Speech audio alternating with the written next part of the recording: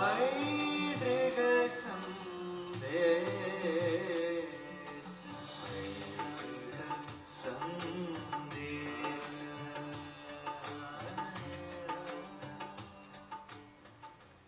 പ്രേക്ഷകർക്ക് എൻ്റെ പ്രണാമം. അടുത്ത കാലത്ത് ലണ്ടനിൽ നിന്ന് വന്ന ഒരു പ്രൊഫസറെ കാണുകയുണ്ടായി.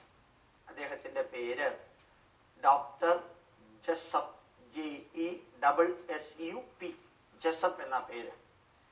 അദ്ദേഹം ഹാർവാർഡ് യൂണിവേഴ്സിറ്റിയിൽ നിന്ന് സംസ്കൃതത്തിൽ PhD എടുത്ത ആളാണ്. ഇംഗ്ലണ്ടുകാരനാണ്, ഇന്ത്യക്കാരനൊന്നുമല്ല. അദ്ദേഹത്തിനോട് പലരും ഇൻ്റർവ്യൂ നടത്തി. അദ്ദേഹം ഓരോന്ന് പറഞ്ഞുകൊണ്ട് വരുമ്പോൾ അദ്ദേഹം പറയാം, ഞാൻ സംസ്കൃതത്തെ കുറിച്ച് പല സ്ഥലത്തും ക്ലാസ് എടുക്കാറുണ്ട്. ഞാൻ അങ്ങ് ക്ലാസ് എടുക്കുന്നതിൻ്റെ വ്യത്യാസം എന്താ? ഉടനെ അദ്ദേഹം പറഞ്ഞത്, നിങ്ങൾക്കറിയോ സംസ്കൃതത്തിൽ ഒരു വാക്കുണ്ട്, സ്ഥ എന്നൊരു വാക്ക്, നിൽക്കുക. സ്ഥ അല്ലെങ്കിൽ സ്ഥിതി എന്നൊരു വാക്കില് സ്ഥ എന്ന് പറഞ്ഞാൽ നിൽക്കുക എന്നർത്ഥം. ആ സ്ഥ ഉപയോഗിച്ച് സംസ്കൃതത്തിൽ എത്ര വാക്കുണ്ടെന്നറിയോ? ഉപസ്ഥിതി, സംസ്ഥാനം, ഉപസ്ഥാനം, പ്രസ്ഥാനം, ആസ്ഥാനം, അങ്ങനെ സ്ഥ ഉപയോഗിച്ച് ധാരാളം സംസ്കൃത വാക്കുകളുണ്ട്. ഇത് ഞാൻ എൻ്റെ ക്ലാസ്സിൽ പറഞ്ഞു കഴിഞ്ഞിട്ട് ഉടനെ ഞാൻ പറയും, ഇതേ സ്ഥ ഉപയോഗിച്ച് ഇംഗ്ലീഷിലും ധാരാളം വാക്കുകളുണ്ട്. ഇദ്ദേഹം പറയുകയാണ്, സ്റ്റേജ്, സ്ഥായിൽ നിന്നാണ് സ്റ്റേജ് ഉണ്ടായത്. സ്റ്റേഷനറി, സ്ഥായിൽ നിന്നുണ്ടായത്. സ്റ്റേഷനറി, രണ്ട് വാക്കുകളുണ്ട്, അതും സ്ഥായിൽ നിന്നുണ്ടായത്. സ്റ്റാഗ്നന്റ്, അതും സ്ഥായിൽ നിന്നുണ്ടായത്. അപ്പോൾ സ്റ്റൗ, അതും സ്റ്റയിൽ നിന്നാണ്. പിന്നെ സ്റ്റാമറിങ്, അതും സ്ഥായിൽ നിന്നുണ്ടായതാണ്. ഇങ്ങനെ സ്റ്റാൻഡേർഡ്, സ്റ്റാൻഡ്, സ്റ്റെബിലിറ്റി, ഇങ്ങനെയുള്ള ഏത് വാക്ക് അദ്ദേഹം ഒരു 100-200 വാക്കുകൾ പറഞ്ഞു സ്ഥാ ഉപയോഗിച്ച്. എന്നിട്ട് അദ്ദേഹം പറയാം, ഇത്രയും ബ്യൂട്ടിഫുള്ളായ സംസ്കൃതം ഇംഗ്ലീഷുകാരെടുത്ത് ആ സ്ഥ എന്നൊരു വാക്കില്, സ്ഥ എന്ന വേർഡ് നിലനിൽക്കുക എന്നത് ഉപയോഗിച്ച് സ്റ്റാൻഡേർഡും സ്റ്റേഷനറിയും സ്റ്റെബിലിറ്റിയും സ്റ്റാമറിങ്ങും അതേപോലെ തന്നെ സ്റ്റാഗ്നന്റും സ്റ്റെപ്പും സ്റ്റെപ്പും എല്ലാം അവരുണ്ടാക്കി. എല്ലാത്തിനും ഒരേ അർത്ഥമുള്ളത്, അതായത് നിലനിൽക്കുക എന്നുള്ളതിൽ നിന്ന് വ്യാപിക്കുക എന്നുള്ളതിലേക്ക് മാറും. അപ്പൊ നിലനിൽക്കുക എന്നൊരു വാക്കാണ് സ്ഥ. അതിൽ നിന്നാണ് ബാക്കി എല്ലാം. സ്റ്റാഗ്നന്റ്, നിന്ന സ്ഥലത്ത് തന്നെ നിൽക്കാം. സ്റ്റാൻഡേർഡ്, ഒരു നിലവാരം പുലർത്താം. സ്റ്റേബിൾ, അവിടെ തന്നെ നിൽക്കാം, അനങ്ങാതെ നിൽക്കാം. സ്റ്റേഷനറി, പെട്ടെന്നൊന്നും അനങ്ങില്ല, നിങ്ങൾ അനക്കിയാലേ അനങ്ങുള്ളൂ. സ്റ്റേഷനറി എന്ന് പറയുന്നത് കടകളിൽ കിട്ടുന്ന സാധനം, അതിനും ജീവനില്ല, അത് അവിടെ തന്നെ നിൽക്കുള്ളൂ. സ്റ്റോറി, ഒരിക്കൽ നിലനിന്നത്, അതാണ് സ്റ്റോറി അല്ലെങ്കിൽ കഥ എന്ന് പറയുന്നത്. സ്റ്റാൻഡേർഡ് എന്ന് പറയുന്ന മാതിരി സ്റ്റെബിലിറ്റി, ഒരേ സ്ഥലത്ത് നിലനിൽക്കുന്നത്. സ്റ്റേബിൾ എന്ന് പറയുന്നത് സ്റ്റേജ്, അനങ്ങാതെ ഒരു സ്ഥലത്തുള്ളത്. ഞാൻ ശരിക്കും പറഞ്ഞാൽ സ്ഥ എന്നൊരു വാക്ക് ഉപയോഗിച്ച് എത്രത്തോളം ഇംഗ്ലീഷ് വാക്കുകൾ ഉണ്ടായി എന്ന് വിദ്യാർത്ഥികളോട് പറയുമ്പോൾ, ഈ ഡോക്ടർ ജെസപ്പ് എന്ന ഹാർവാർഡ് യൂണിവേഴ്സിറ്റിയിൽ നിന്ന് സംസ്കൃതത്തിൽ PhD എടുത്ത പ്രൊഫസർ പറയാം, ഇത് എൻ്റെ ക്ലാസ്സിൽ ഞാൻ 5ാം ക്ലാസ്സിൽ പഠിപ്പിക്കുന്ന വിദ്യാർത്ഥികളോട് പറയുമ്പോഴും BA സംസ്കൃതം പഠിക്കുന്ന, ഇംഗ്ലീഷ് പഠിക്കുന്ന, മറ്റു ഭാഷകൾ പഠിക്കുന്നവരോട് പറയുമ്പോഴും അവരുടെ എല്ലാം മുഖത്തുണ്ടാകുന്ന ഒരു പ്രത്യേകത കാണുമ്പോൾ അത്ഭുതം തോന്നാറുണ്ട്.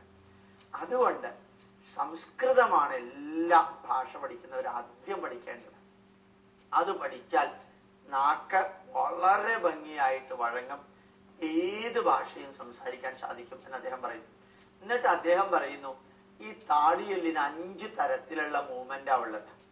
ഇംഗ്ലീഷ് ഭാഷയിൽ 3 മൂവ്മെന്റേ ആവശ്യമുള്ളൂ. മലയാളത്തിന് 5 മൂവ്മെന്റും ആവശ്യമുണ്ട്. തമിഴിന് 3 മൂവ്മെന്റേ ആവശ്യമുള്ളൂ.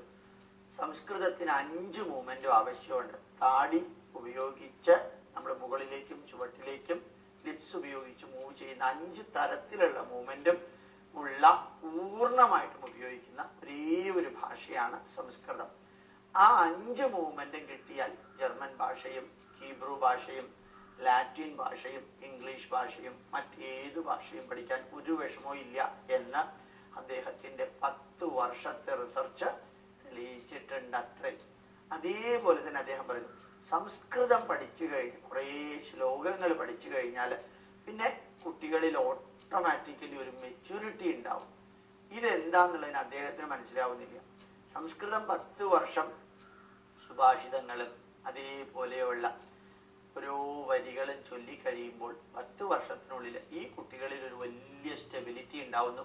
അതേപോലെ തൊട്ടടുത്ത സ്കൂളിൽ ഈ സംസ്കൃതമില്ലാതെ മറ്റ് കാര്യങ്ങൾ പഠിച്ച കുട്ടികളിലുള്ള സ്റ്റെബിലിറ്റി വളരെ വ്യത്യാസമുണ്ട്. ഒരു കുലീനത, അതേപോലെ റോയൽ ബിഹേവിയർ, ഒരു നോബിൾ ആറ്റിറ്റ്യൂഡ്, ഇതെല്ലാം ആ വിദ്യാർത്ഥികളിൽ ഉണ്ടാവും. മാത്രമല്ല ഈ വിദ്യാർത്ഥികളുടെ മുഖത്ത് ചിരിച്ച ഒരു വളരെ പ്ലസന്റ് ആയിട്ടുള്ള ഒരു അപ്പിയറൻസ് കിട്ടുന്നു. ഇത് സംസ്കൃതം പഠിച്ച വിദ്യാർത്ഥികളിൽ മാത്രമാണ് കഴിഞ്ഞ 12 വർഷമായിട്ട് ഞാൻ കണ്ടിരിക്കുന്നത്. ഇത് എൻ്റെ മാത്രം ഒബ്സർവേഷൻ അല്ല, എൻ്റെ കൂട്ടത്തിലുള്ള എഡ്യൂക്കേഷൻ സൈക്കോളജിയിൽ വർക്ക് ചെയ്യുന്ന എല്ലാവരും കൂടി ചേർന്ന് നടത്തിയ ഒബ്സർവേഷൻ്റെ ഡോക്യുമെന്റേഷനാണ് ഇത്. അപ്പോൾ ഇത്ര രസമായിട്ടാണ് തോന്നുക. നമുക്ക് സംസ്കൃതം ഇന്ന് ഒരു പ്രത്യേക ഭാഷയാണ്. ഈ അടുത്ത കാലത്ത് കേരള യൂണിവേഴ്സിറ്റിയിൽ മതം വേണ്ട എന്നുള്ളതിനെ കുറിച്ചൊക്കെ ഒരു സെമിനാർ നടന്നു. അത്രേ ഒരു പത്രം റിപ്പോർട്ട് ചെയ്തു, 1.5 കോടി രൂപയുടെ ധൂർത്ത് എന്ന് പറഞ്ഞിട്ട്. ഏതായാലും ഒരു കാര്യം ഉറപ്പാ, നമ്മളുടെ നാട് കുറച്ചെങ്കിലും നന്നാവണമെങ്കിൽ ഈ സംസ്കൃതവും ഈ സുഭാഷിതവും ഈ നന്മകളും പഠിപ്പിക്കാൻ ഉള്ള ഒരു മനസ്സുകൂടി നമുക്ക് ഉണ്ടാവണം. വിദേശികൾ അത് സ്വീകരിക്കുമ്പോൾ സ്വദേശികൾക്ക് അത് അന്യമായി പോകരുത് എന്നുകൂടി എനിക്ക് ആഗ്രഹമുണ്ട്. ഡോക്ടർ ജസഫ് എന്ന അദ്ദേഹത്തിന് ഒരു പ്രത്യേകത കൂടിയുണ്ട്. അദ്ദേഹം ഒരു പ്രീസ്റ്റാണ്, ഒരു ചർച്ചിലെ പ്രീസ്റ്റാണ് അദ്ദേഹം. ലണ്ടനിലെ ഒരു ചർച്ചിലെ പ്രീസ്റ്റാണ്. ആ ചർച്ചിലെ പ്രീസ്റ്റ് പറയുന്നു സംസ്കൃതത്തിന്റെ മഹത്വത്തെ കുറിച്ച്. അത് നമുക്ക് എല്ലാവർക്കും ഓർമ്മയിലിരിക്കട്ടെ എന്ന് പ്രാർത്ഥിച്ചുകൊണ്ട് നമ്മളുടെ മക്കളും കഴിയുന്നത്രയും സംസ്കൃതം പഠിക്കാൻ എത്ര പറ്റുമോ അത്രയും സാധിക്കട്ടെ എന്ന് പ്രാർത്ഥിച്ചുകൊണ്ട് എൻ്റെ വാക്കുകൾ അവസാനിപ്പിക്കുന്നു. നിറഞ്ഞ ഹൃദയത്തോടുകൂടി പ്രണാമം അർപ്പിക്കുന്നു.